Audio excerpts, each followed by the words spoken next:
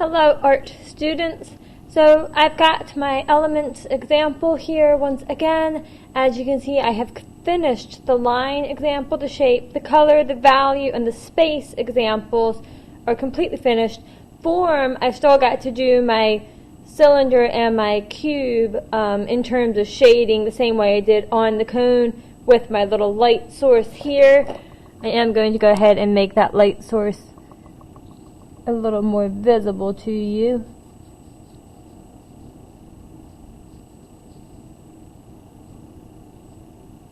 And of course, you do not necessarily have to have your light source visible on the form example.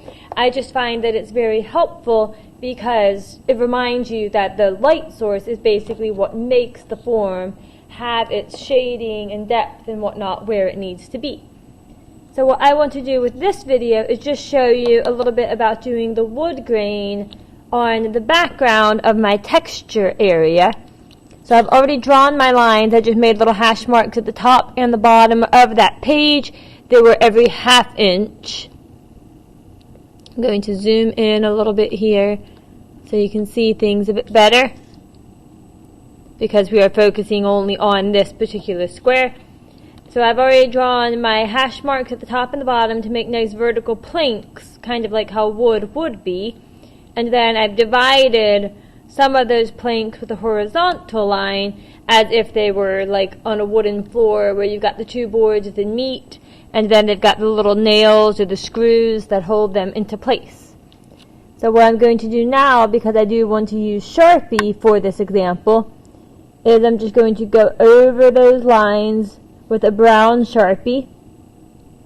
This is a fine tip Sharpie, and obviously I am avoiding the area that is the silhouette, even though I will eventually be going over that with just like wadded up bits of tissue paper glued into place.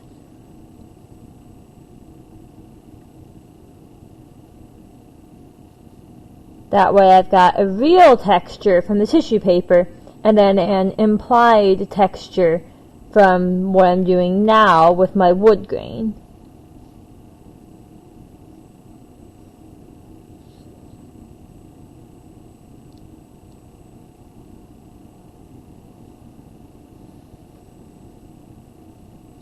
So I've got all my verticals drawn. Now I'm going to go back and do my horizontals.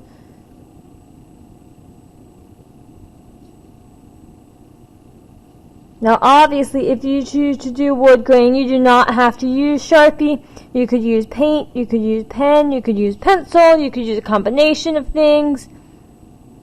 It is completely up to you. I just like to use Sharpie on wood grain sometimes because it's a bit bold and kind of helps it all stay very visible. So now what I'm going to do is I'm just going to go ahead and put a couple of knots in there. So I'm just going to kind of color in some spaces that just look kind of like the knots that you would see in wood.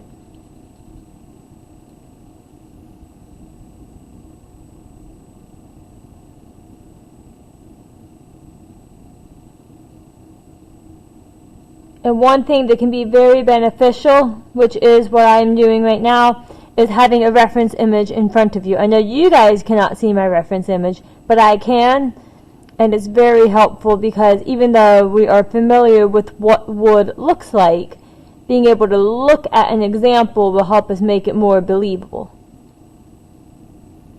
So now I've got a couple of knots drawn in there. So now what I'm going to do, still using my dark Sharpie, is just kind of go from those knots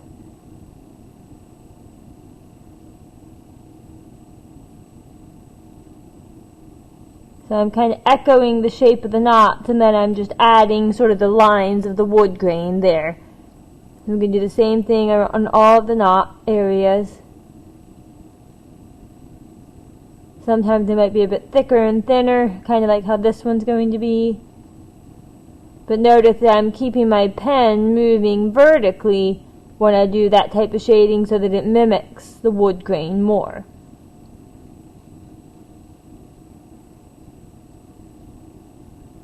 And these lines are not perfect. And they should not be perfect because you know that a wood grain has kind of not organic lines because they are mostly straight, but they definitely are wavy, thicker and thinner in places. So we want to make sure that we kind of do that same thing.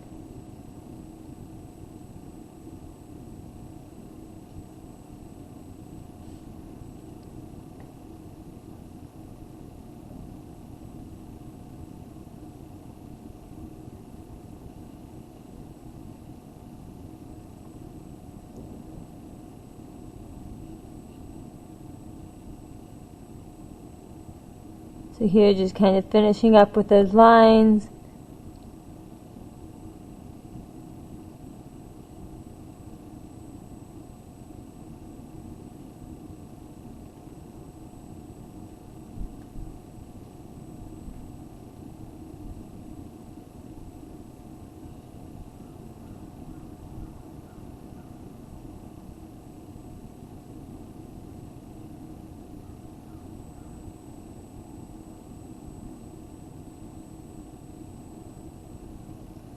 So then I've got sort of my planks that have the knots on them with all of their lines drawn. So now I'm just going to go in and add some sort of lines to my other ones, just to be so that wood grain, pick up the pen every now and again, so there's kind of a dashed line in some places, and then other areas you'll leave a little bit more blank.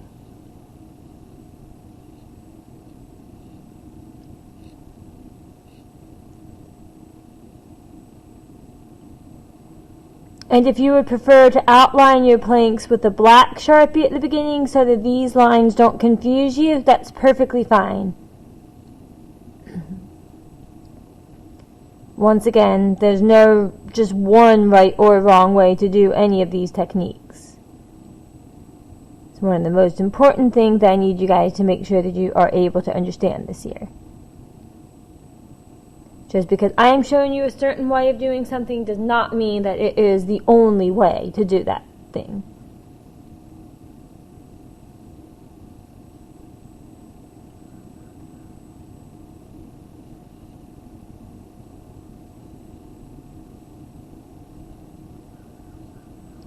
So now I've got all of my lines drawn to represent that wood. It's starting to look a little bit like wood. So then the next thing I'm going to do is actually to do a little bit of shading with some hatching on the ends of my planks. So all I'm doing right now is pressing down a little bit more around where that sort of horizontal line is, and then lifting my pen up as I move away from the horizontal line, so that where the line is where I'm pressing down hardest creates most value, so it's got sort of a bit of a shadow there. And I'm going to do this on both sides of each horizontal line.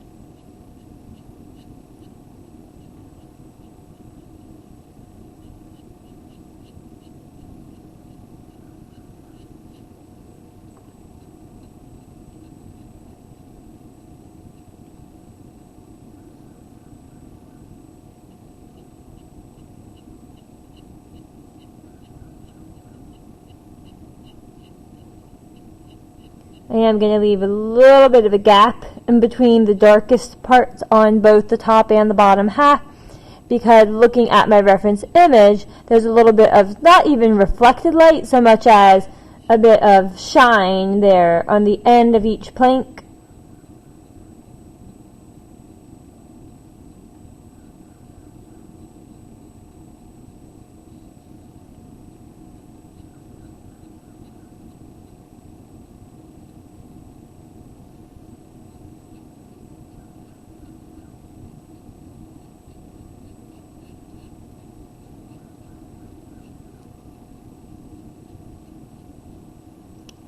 So now I'm going to go ahead and put that particular Sharpie away.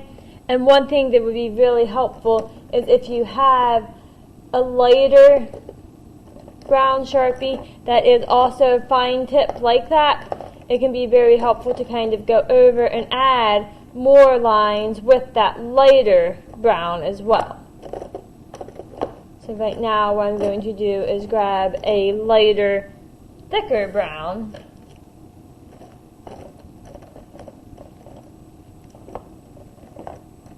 my particular example, or my pack of Sharpies, does not have the brown that I really ideally want, but it does have this bit of a pinkish brown, so I'm going to go ahead and use that.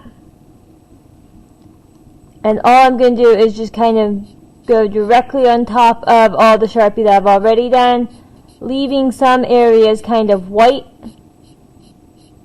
And you'll see that in certain places the Sharpie does blend a little bit more, depending on how much is there. So wherever you put more of your undervalue, so to speak, the more it is going to blend. And you can definitely add more lines on top of the colored portion.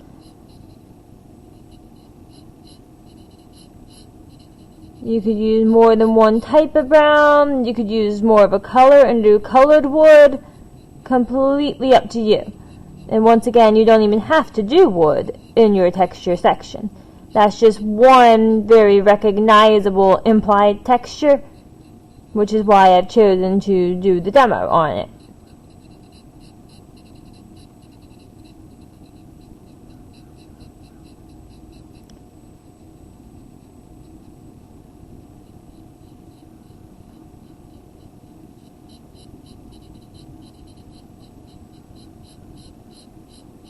So once again, pressing down hardest where I want more of the value to be.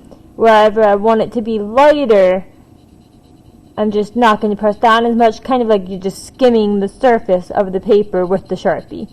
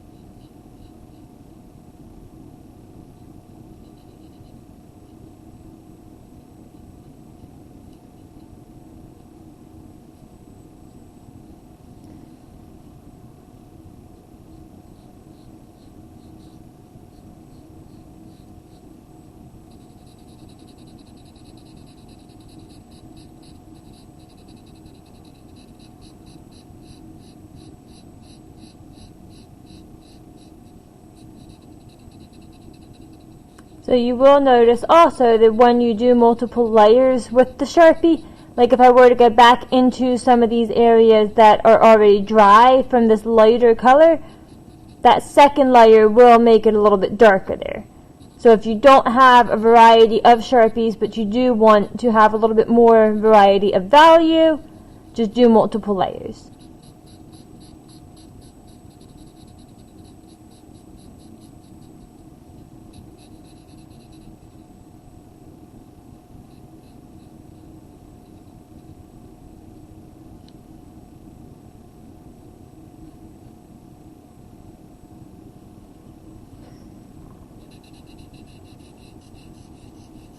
And obviously I am sort of being most consistent with my lighter color wherever it is around the silhouette, just so that I can help make sure that that part stands out.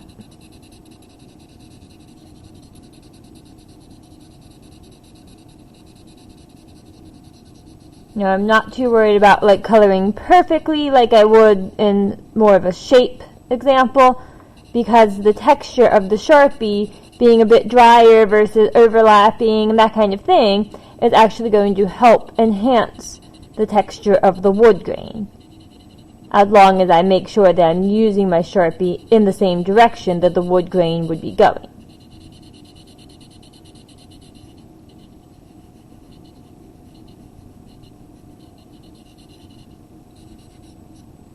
So I could consider that finished, in terms of the texture portion on the back. Obviously the front texture still needs to be completed. I could go back in with a darker brown, I could go back in with a yellow, sort of warm up some of those areas a bit.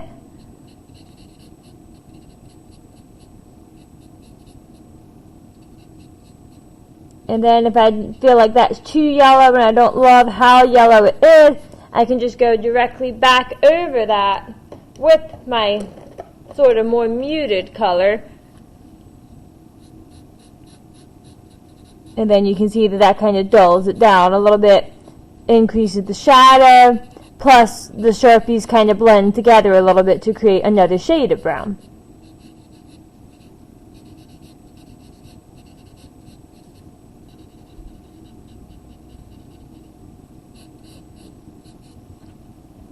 I could also go back in with black in those areas between my planks if I wanted to. I could go back with the thicker dark brown. Lots of different options here. The main thing is just convincibility. So you want to be looking at your reference image, and when you feel like you've gotten a pretty successful texture in there, then you can go ahead and consider it resolved. You can also go back in with white.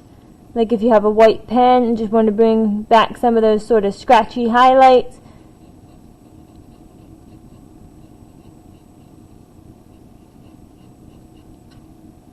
You can do something kind of like that. You can also use the metallic Sharpies for the little screws or the nails that are in there. They're not going to show up a lot, but that's okay, because if you look at a wood floor, they don't necessarily show up a lot either.